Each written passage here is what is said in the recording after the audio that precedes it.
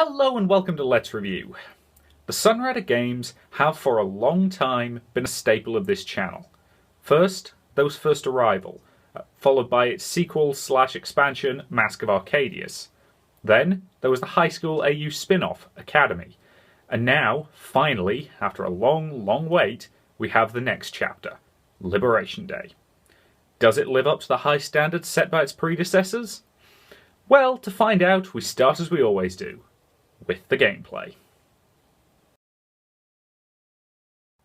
For the most part, Liberation Day plays much like its predecessors. However, there have certainly been some tweaks, most notably in the store and research system. This is the new research and development screen, and honestly, in most ways, it's pretty much the same as the old one.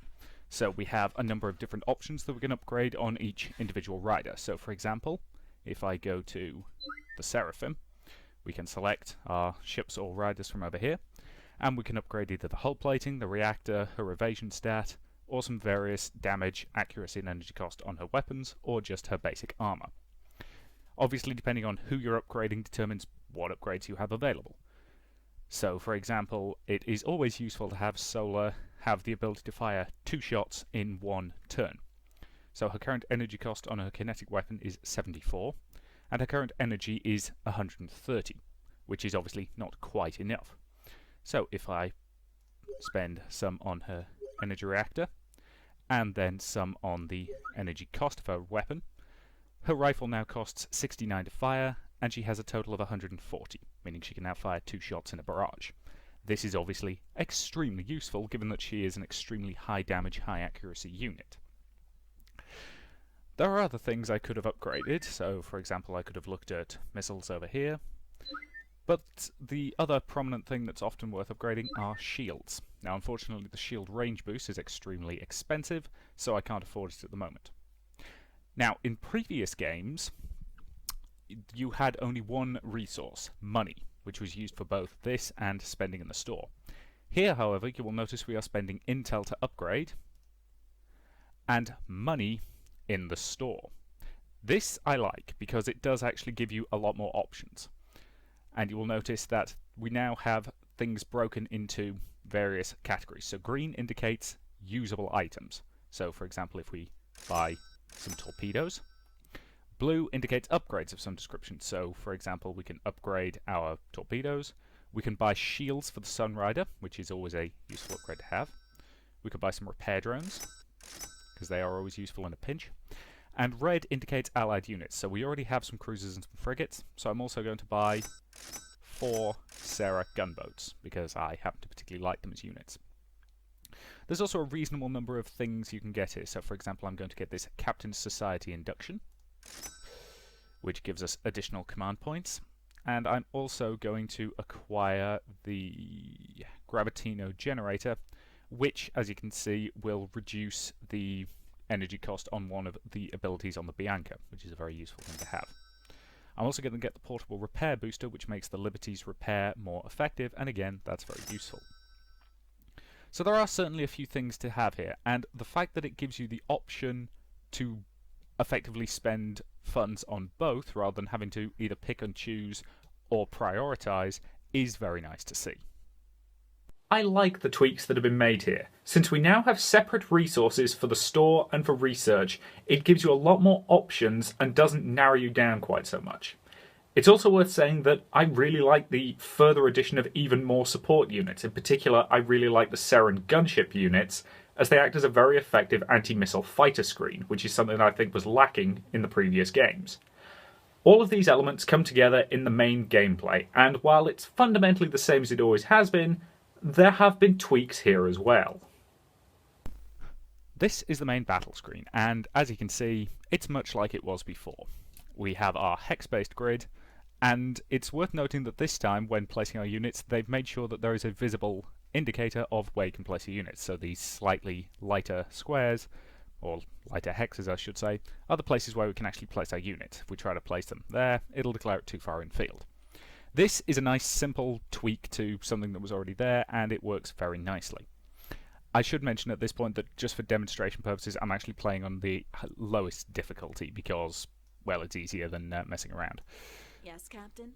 So, because we now have a very substantial list of units, there's nowhere to scroll through this list, so you just have to place units as they come up. But Yes, Captain. if you remember your formations, that's not particularly Phoenix annoying. reporting. So, this, because of the way I prefer to arrange my formation, I am going to...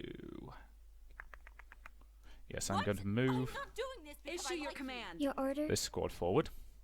And you will notice that there is no music.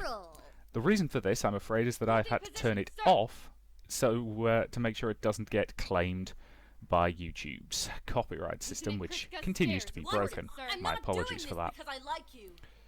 So yes, I'm just The tweaking my Sunrider awaits your orders. formations positions What do you need, because of Captain? the way I like to arrange it. Order me, Captain.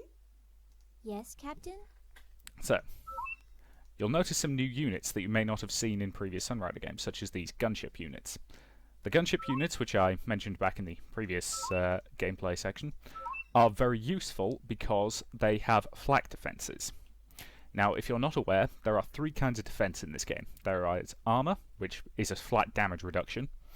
There are shields, which reduce damage from energy attacks and actually have a range like that. So the Sunrider's range is currently only itself, but the range on Chigara's shields is 2 hexes, and the range on hers is 1 hex. So, for example, the Sunrider is being effectively covered by 3 separate shields, and therefore is extremely resistant to laser weapons. And the last is flak defences, and flak defences are good against missiles and rockets. And having additional anti-missile defences is very useful because one of the enemy's basic attacks is to just spam missiles at you as long as they've got them. What can I do for So you, you'll notice Captain? in this first What turn can there will I almost do certainly be an for awful you, lot of Captain? missiles What are we come at doing? us. Now this mission's objective is simply to survive for 7 turns. But since I'm playing on Coward difficulty, or as the game refers to it, Waifu mode, I can quite happily abuse the heck out of that and do an awful lot of damage. Now, our squadron is very closely packed, which is personally the way I like to play because it means we're all in interlocking defensive fields. If I moved one of my units over here, for example, it would be very vulnerable to getting swarmed by enemy fire. In tight, however, they're highly resistant. Yes, sir. So I'm going to start by selecting Kriska, who is my tanking unit. And she now has a new ability called Draw Fire, Sir, which is yes, extremely sir. useful for actually turning her into a viable tank, because that increases her threat and the enemies are more likely to target her, while also boosting her armor. She is also under the shields of Chigara and Claude, and so therefore has a double shield defense, and therefore is very resistant to laser fire. She's also inside the flak defense envelope of the Sunrider, that cruiser, and the gunships. So she's very, very missile resistant. This means she can basically take an awful lot of Seraphim hits here. without taking much in the way of damage. Solar's Awaken ability, as you can see, temporarily overcharges the Seraphim systems to provide additional accuracy and damage. Your will. This is my always desire. worth doing, as it basically makes her a one-hit killer to an awful lot of units. I'm now going to demonstrate some of the orders. So here we have our list of available orders, which cost command points. In the previous games, you gained command points at the end of the mission. This has been redone. Now the way it operates is that you gain command points as you kill enemy units. However, you are now capped at a maximum of 4,000 until you get an upgrade called Introduction to the Society of the Space Whale or something along those lines, which basically boosts it to 5,000. And as you can see, the Vanguard cannon now costs the full 4,000. I, however, am going to use the short-range warp ability, which allows me to move the Sunrider anywhere on the map. And actually, thinking about it, I'm not going to do that, because I've just remembered Yes, I want to do Captain? something first. I want to use Aim Up to boost the Sunrider's use this. accuracy, Our systems have been please, enhanced, and Captain. Captain. Attack Up to boost On a the scale damage of 1 output. to 10, Our how systems would have been you rate your enhanced, pain? Captain. Now I'm going to use short-range warp. This puts us right at the center of the enemy formation, but they can't react to us because Issue we your warped command. straight in. So I'm now going to use the assault cannons to target the enemy support riders, which if you've seen previous Solid, Sunrider Captain. games, you will be aware that support Enemy riders are destroyed. incredibly annoying opponents. All cannons fire. So that's taken those two out The quite hit is handily. solid, Captain. I'm now going to fire kinetic barrage at close range into this assault carrier, Fire and the because it's ordnance. still just about up, I am enemy going has to taken damage. fire an assault barrage Initiating shock to do at alarm. least a little bit more damage. The Not enough to enemy kill has it, but taken enough to damage. annoy it. I am then going to use short-range warp to leap back into our defensive position. Personally, I am a big fan of the short-range warp tactic, as it can allow you to go in, kill a high-value target, and then get out again safely. Reporting for duty. You'll notice this guy at the back is now badly damaged, and thanks to our laser defenses and the fact he doesn't have shields, we can now take him out very happily at long range with one of our support carriers, or our support cruisers rather.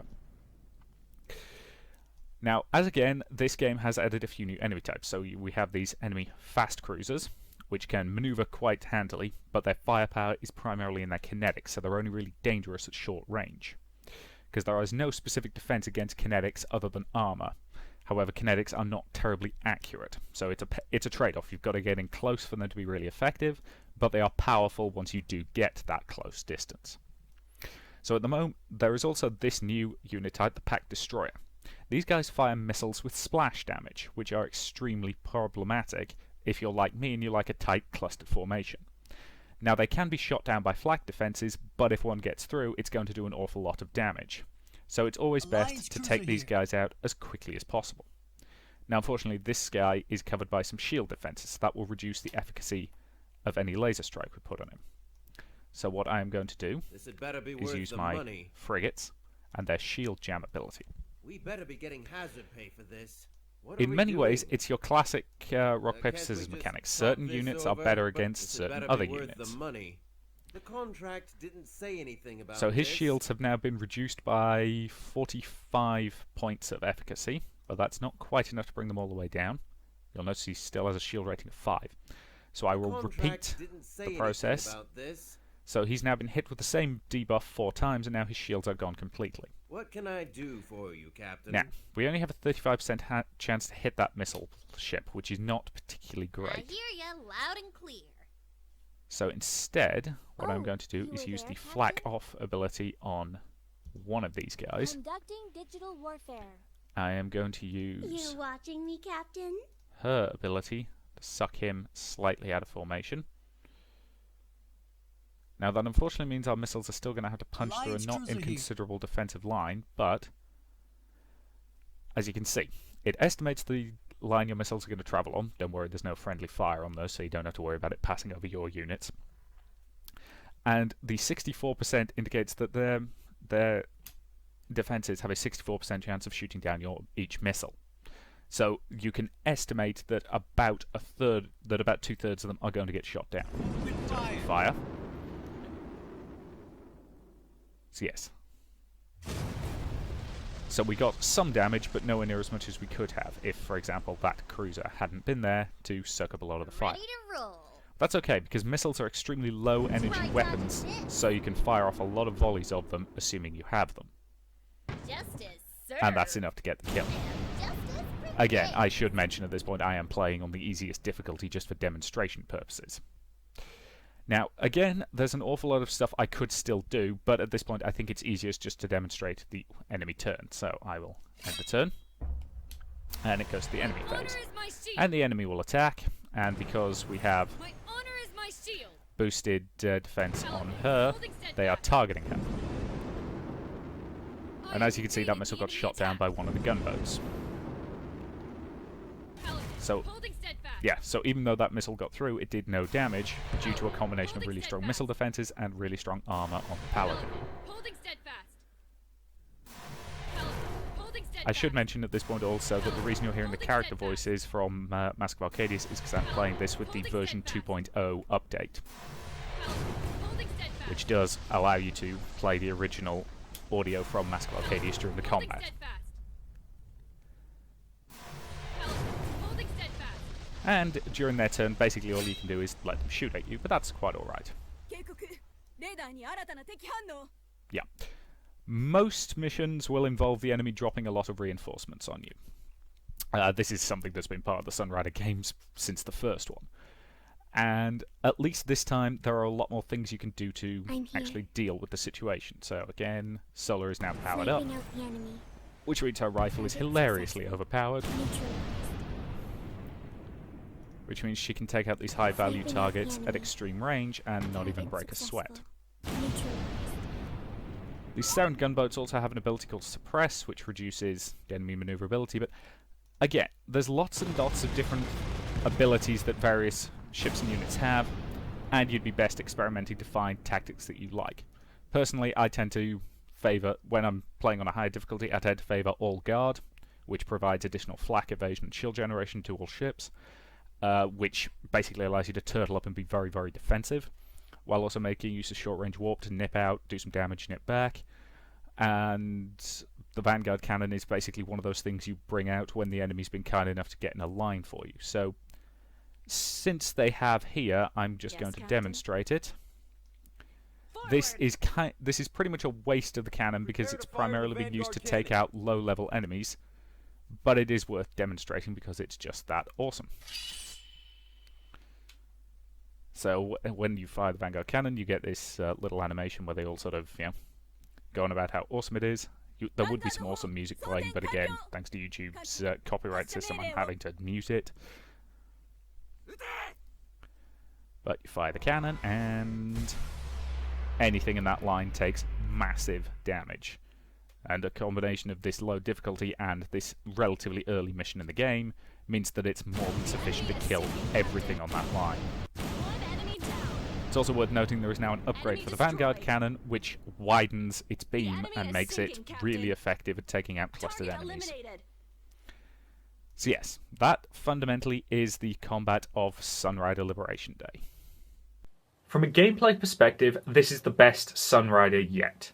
There have been a lot of subtle tweaks here, and for the most part they work really well. In particular, I like the change to the command point system.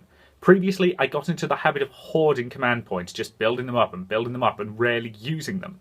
Here, however, because there is a firm cap on how many I can have, that encourages me to actually make use of the ones I do have.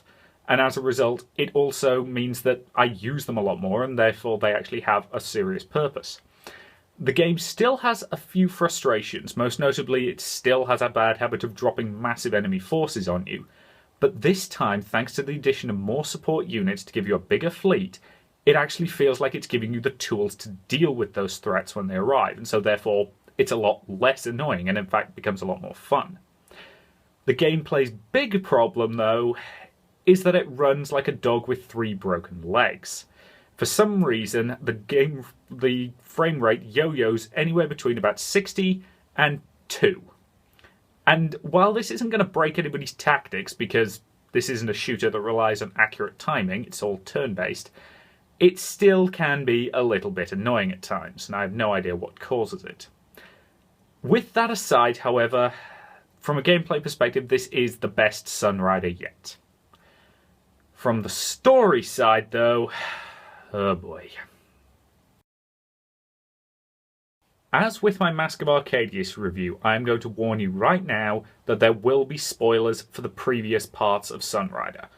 I would avoid this if I could, but frankly I can't. It's a problem with ongoing series. So, I am giving you fair warning. Spoilers in 5, 4... Is the countdown really necessary? Yes. 3, 2... It just seems a little over the top. Shh. 1. Alright. Following the Battle of the Paradox Core and the reveal of Arcadius' true identity, we immediately leap back into the action with a firefight against our favourite crazy pirate, Cosette. And yes, she is still crazier than an AI with conflicting orders. From there, we move on to the liberation of our homeworld of Serra. And that's kind of where the problem in this game starts. It feels a lot smaller than the previous two. Smaller in what way? Whereas in the past two, it felt like a lot was happening in between battles. Here, this feels more like one really big battle with smaller chunks taken out of it, and little interludes in between. And as a result, this whole game feels a lot shorter, even though it's actually longer than the previous two. And as such, that feels a little disappointing. And as a result, several of the characters get pushed to the back. Claude in particular feels like she has absolutely no purpose, although I will freely admit she does come back in towards the end in a fairly important way. Is that not a little spoilery? Spoilery? God, I think my bad habits are rubbing off on you. Honestly, that's kind of a problem with writing this review. All of the problems I really do have with this game's story are spoilers, and as such I can't really talk about them in this review, which I'm trying to keep as spoiler-free as possible. As such, half an hour after this review goes live, I'm also going to make live a vlog where I go full-on spoiler-tastic and actually talk about the individual problems I do have. Fair? It seems reasonable. Good. The main issue I have is that the game forces you onto a specific romance path. And while the linearity of these games hasn't been a problem in the past, because it still felt like you were making choices that influenced the story in some way, forcing your character onto a specific romance path just feels very wrong in this genre. Would you be saying that if they had picked the romance choice that you agreed with? Probably not, or at least it wouldn't have been as big a problem. But honestly, I just don't buy the romance that the developers opted for. In all honesty, it feels like it's only there so they can move in the jealousy plot, and, well, frankly, I hate those. Why? What is wrong with jealousy as a motivation? Nothing in principle, but it feels like it diminishes the character in this case. It doesn't feel realistic that she'd go as far as she does, and again, I can't talk about this stuff without giving away spoilers. Honestly, while this game is definitely the weakest of the Sunrider games plot-wise, it is still a Sunrider game, and it's still pretty decent. The problem is that while it's still good, it is disappointing. But is that not in some respects worse? Maybe. Part of the problem honestly lies with the sheer amount of goodwill they've already built up from the previous games, and as such, any slip-up feels like a major disappointment. However, the developers did release version 2.0 in less than 6 days, which adds significant content to the ending, and that willingness to learn from their mistakes is a very good sign. While I'm not going to guarantee that the next part will be excellent, I will say that this feels like the weak setup to one hell of a finish, and the developers have more than earned the right to try, as far as I'm concerned. As such, this plot feels honestly like a stopgap before the really important stuff happens next time, and I'm willing to give them the chance to impress me once again. Hopefully, they can pull it back, and I can end up looking at this part and saying, yeah, it was the low point, but it led to one hell of a payoff.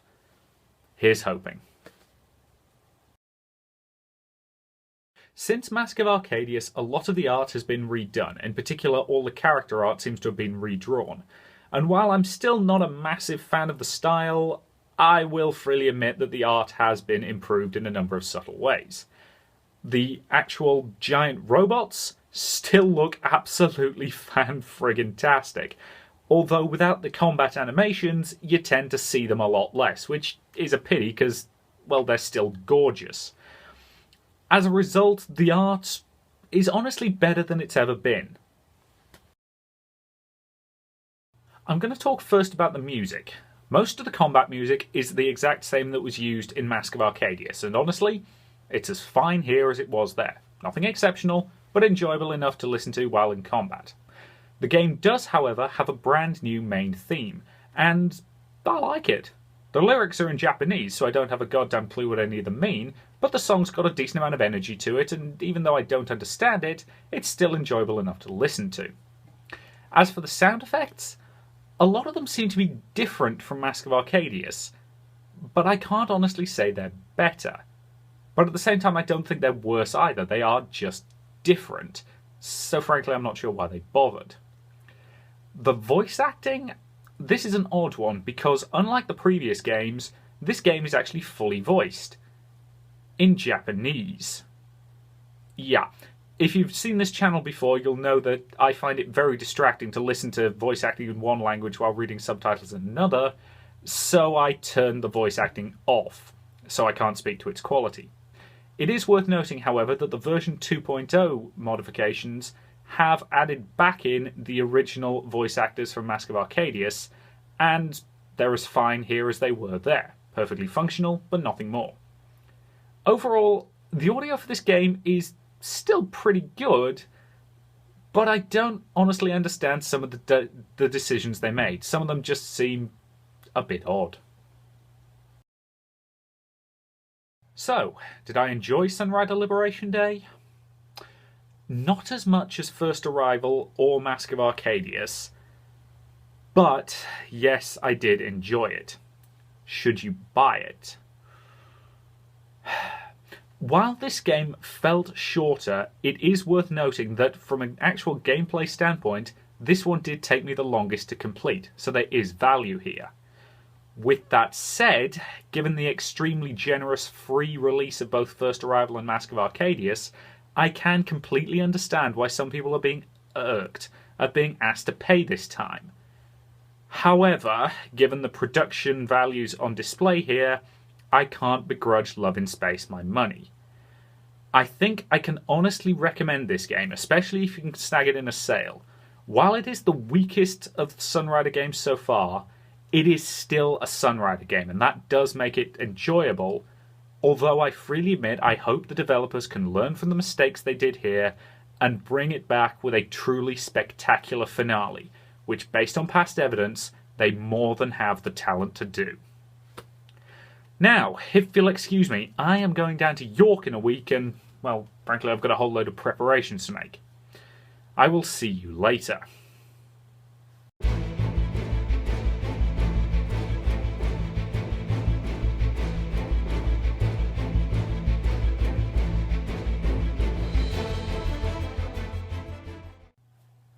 Martin, where did I put my fencing mask? Last I saw it was under your desk. Oh, and if you're going to York, I've got something for you. Huh? Here. Should prove better armour than your old jumper. Where do you keep getting these things from? Oh, I have my methods. Here, try it on. Thank you. Should I be expecting to need this? Knowing your life? Probably. Besides, it never hurts to be prepared. Very true, I suppose. Huh. Feels good. I should hope so. Now, don't you have packing to be getting on with? Oh, yeah. Fencing mask? Under your desk. Thanks. Don't mention it. Besides, a knight does need his armour.